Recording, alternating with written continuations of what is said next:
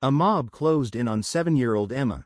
No escape, no help. Her family braced for the worst, when the unthinkable ripped through the chaos. What Hugo did next was so impossible, no one in that crowd ever forgot it. Tuesday, March 15th, 4:30 p.m. Heron Way, Portland, Oregon. The kind of day that makes you forget winter ever existed. Sunshine streamed through the Douglas firs, casting long golden shadows across perfectly manicured lawns. The air smelled like fresh-cut grass and cherry blossoms, the kind of smell that makes you believe everything in the world is right. And in that moment, everything was right. 7-year-old Emma Johnson was doing what 7-year-olds do on perfect afternoons, playing hopscotch on the sidewalk. Her blonde pigtails bounced with each leap. 1 foot, 2 feet, turn, giggle, the sound of pure innocence echoing against quiet houses. And sprawled across the front porch like a living, breathing throw rug, was Hugo.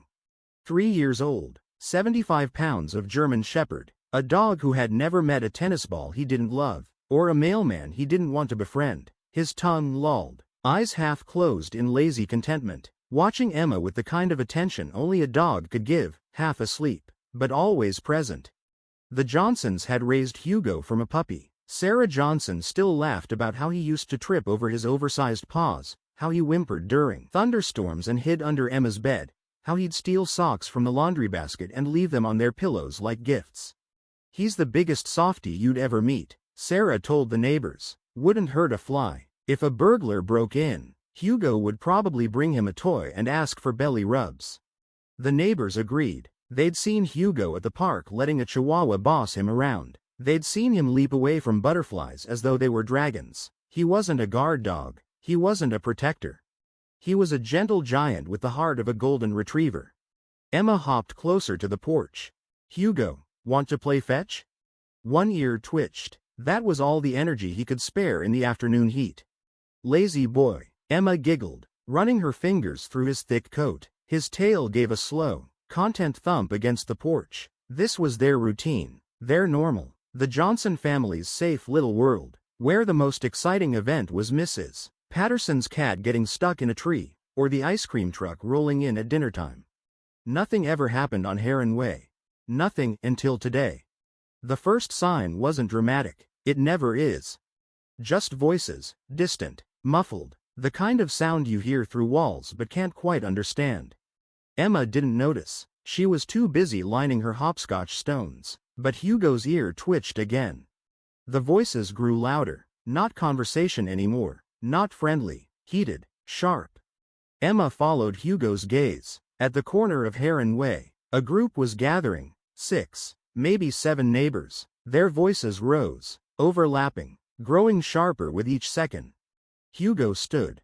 And you have to understand, Hugo never stood during nap hour. The world could end, and Hugo would weigh the consequences against his nap schedule. But now, he was alert, ears forward, muscles taut. Emma frowned. "What is it, boy?" More neighbors joined the group, more voices. The discussion was no longer a discussion, it was an argument. Energy, heat, anger. Emma took a step toward the street, curiosity tugging her forward. But Hugo moved faster, placing himself between her and the noise with a fluid grace she had never seen in him before. The voices weren't just angry now, they were explosive. And in the space between one heartbeat and the next, Emma's perfect Tuesday afternoon shattered. The shouting burst like a dam, voices crashing, overlapping, colliding in a storm of rage. Emma gripped Hugo's fur, fingers curling into his coat as the wave of sound slammed into them. And the mob began to move. They weren't staying at the corner anymore, they were coming down Heron Way. Straight toward the Johnson house. Straight toward a little girl frozen in fear. What happened next unfolded like a nightmare in slow motion. 20, maybe 25 people, surging, shouting, gesturing wildly. Neighbors Emma had smiled at every morning, now twisted with fury.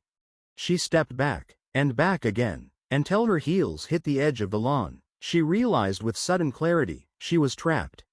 They weren't trying to hurt her, they didn't even see her. But their chaos had swallowed her whole. She pushed, squeezed, tried to slip between them, failed. Her scraped hands caught against the oak tree bark. "I need to go home," she cried, But her home, just 20 feet away, might as well have been on the moon. The mob surged again, bodies pressing closer. Emma stumbled against the fence, splinters digging into her yellow shirt. She tried to climb, but the fence was too high, too smooth, too impossible. "Help!" she cried, but her small voice was drowned beneath adult rage. And then, someone shoved. The crowd swayed. Emma fell to her knees, scraping them on the rough sidewalk. From down there, the adults looked like giants, angry giants with thunderous voices and storming hands. She curled into a ball, invisible, forgotten. "Please," she whispered, "please, I just want to go home." But there was no one to hear her. No one, except Hugo. The bark split the chaos like lightning, deep, powerful, primal. Not playful, not casual, not a bark at all, something older, fiercer. 75 pounds of German Shepherd had realized his little girl was in danger. The front door slammed open with the force of a missile. Hugo didn't run down the steps, he launched. Every muscle coiled like a spring, every stride predatory, unstoppable. The crowd turned, confused. They expected the friendly dog they knew, the gentle giant. They were wrong. Hugo hit the first man, Mr. Kumar, square in the chest, shoving him back, wide-eyed in shock. Mrs. Patterson stumbled as Hugo rammed against her legs, clearing space. His hackles raised, teeth bared, lips curled back into something neighbors had never seen before. This wasn't Hugo the softy. This wasn't Hugo the playmate. This was Hugo the protector. He wasn't attacking. He was pushing, forcing, moving the crowd with sheer power and fury, clearing a path to the trembling child at the center. Emma. And in that moment, the crowd finally saw what they had missed all along. Not their arguments, not their anger, not their petty fights, but the small, broken voice of a girl crying in their shadows. And the dog who would tear the world apart before letting her be forgotten. The realization hit them like a physical blow. Wait, what? How had they not seen her? How had 25 adults, good people, caring neighbors, somehow formed a wall around a terrified child without noticing? Hugo didn't wait for their shock to settle. He dropped to the ground beside Emma, his massive body curling around her like a living shield, his head lowered until his nose touched her tear-stained cheek. And that terrifying growl transformed into something else entirely, a whine, soft, gentle, the sound of an animal trying to comfort the creature he loved most. Emma's small arms wrapped tightly around Hugo's neck, her face buried in his fur. The same fur that had bristled with aggression moments earlier now felt soft again, safe again. "Hugo," she whispered, "you came for me." And that's when it hit the crowd, the full weight of what they had just witnessed. This wasn't a trained guard dog, not a police K9, not a military working dog, not a specially bred protection animal. This was Hugo. The same Hugo who hid under Emma's bed during thunderstorms. The same Hugo who brought tennis balls to strangers at the dog park. The same Hugo who had never shown aggression toward anything more threatening than a vacuum cleaner. The same Hugo they had all dismissed as just a gentle giant, a family pet, nothing special. But here he was, standing over Emma like a guardian angel with 4 legs and a wet nose, having just dispersed an entire crowd of adults through sheer force of will and an unbreakable bond with a little girl who needed him most. Mr. Kumar stared at his hands as though he couldn't believe what they had almost done. Mrs. Patterson covered her mouth in horror. The young couple with the crying baby looked at their neighbors as if seeing them for the very first time. What had they become? How had their anger made them so blind? The silence stretched on. No one moved. No one spoke. They only watched as Hugo gently nudged Emma to her feet, his body language completely transformed. No more raised hackles. No more bared teeth. Just a dog helping his little girl stand up, checking her scraped hands with careful sniffs, positioning himself between her and the adults who suddenly looked very, very ashamed. In that moment, everything shifted. The angry mob became horrified neighbors. The gentle family pet became an undeniable hero. And somewhere deep in the hearts of 25 adults who thought they knew what courage looked like, they realized they'd been wrong all along. But what happened next would prove that Hugo's heroic act was just the beginning of something even more extraordinary. The silence on Heron Way stretched like a held breath. 25 adults stood frozen, watching a little girl cling to her dog as though he were the only solid thing left in a world that had suddenly gone mad. Emma's small fingers dug into Hugo's fur, her face pressed against his neck. Both were breathing hard from their respective battles. She was alive, scraped up, shaken, tear-streaked, trembling, but alive. Hugo's transformation back into the gentle giant happened as quickly as his fierce emergence had begun. His hackles smoothed down, his rigid posture relaxed. The terrible growl that had scattered a crowd softened into waffles as he nuzzled Emma's scraped hands, his pink tongue gently licking away the blood.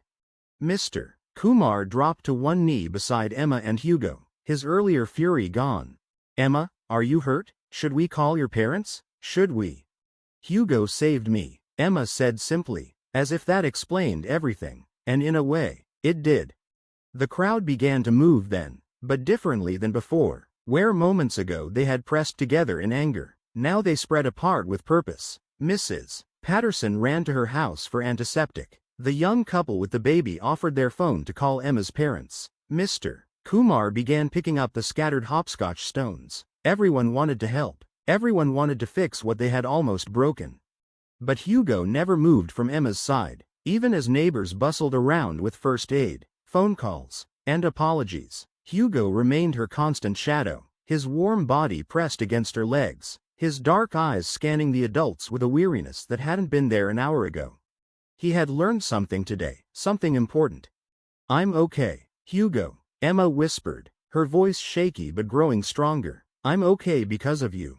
That's when Mrs. Henderson began to cry. Not angry tears, not frustrated tears, but the deep kind that come when you realize you've been looking at a miracle and calling it ordinary. Oh my God, she whispered, her hands covering her mouth. Oh my God, what were we doing? Emma, sweetheart, we didn't see you, we didn't.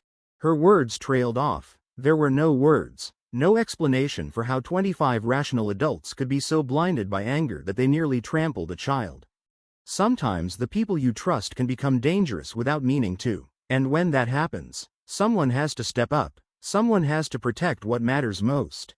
Today, that someone had been him. The sound of a car engine broke the silence. Then another. Sarah and Michael Johnson pulled into their driveway, arriving home from work exactly as they did every Tuesday at 6:15, completely unaware that their world had almost shattered while they were away. Sarah saw the crowd first, then Emma, tear-streaked, scraped, sitting in the grass with Hugo. Neighbors circled around, their faces guilty and pale. Emma, Sarah's voice cracked as she ran across the lawn. Baby, what happened? Are you okay? Michael was right behind her, his lawyer's mind already cataloging the scene, reading every guilty expression. Hugo saved me, Mommy, Emma said breathlessly, throwing her arms around her mother's neck. I was scared and nobody could see me. And Hugo came and made everyone go away. And he stayed with me. And he saved me. Sarah and Michael caught every word, every impossible, incredible detail. Their gentle, lazy, tennis ball-obsessed Hugo had somehow become their daughter's protector. Mrs. Henderson stepped forward, wringing her hands. Sarah, Michael, we are so sorry. We were arguing about the property line. And we formed a crowd without realizing. Emma got caught in the middle, and we didn't see her, and she couldn't finish. None of them could. Michael's jaw tightened as the truth became clear, but before he could speak, Emma's small voice cut through. It's okay, Daddy, Hugo fixed it. And there he was, 75 pounds of German Shepherd, sitting calmly beside the little girl he had just saved, his tail wagging slowly, as if to say, just doing my job. Sarah knelt down and wrapped her arms around both Emma and Hugo, tears streaming. Thank you, she whispered into Hugo's fur. Thank you for taking care of our baby. Hugo's tail wagged harder. One by one, the neighbors approached, not to excuse themselves, not to justify, but to acknowledge, to bear witness. I've never seen anything like it, Mr. Kumar said, voice full of wonder. The way he just knew, Mrs. Patterson added softly, the way he charged into danger without hesitation. He wasn't protecting property or pride, he was protecting love. The afternoon sun dipped lower, shadows stretching across Heron Way, the same street where just 2 hours earlier, A neighborhood dispute had nearly turned tragic. Now it looked peaceful again, normal. Except for the 25 adults who would never again look at the Johnsons' German Shepherd the same way. Emma sat cross-legged on the grass, Hugo's massive head in her lap. Neighbors stood around them, not just neighbors anymore, but witnesses to courage, loyalty, and a love so fierce it had rewritten what they thought they knew about heroes. "You know what I realized today?" Sarah said softly, watching her daughter and her dog. "We always called Hugo our pet, our family dog, but he never saw himself that way."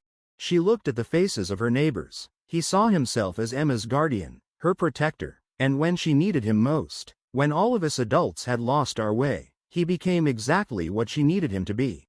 Michael nodded, his arm around her shoulders. "Sometimes heroes don't wear uniforms or carry badges. Sometimes they have 4 paws, a wet nose, and an unbreakable bond with the people they love."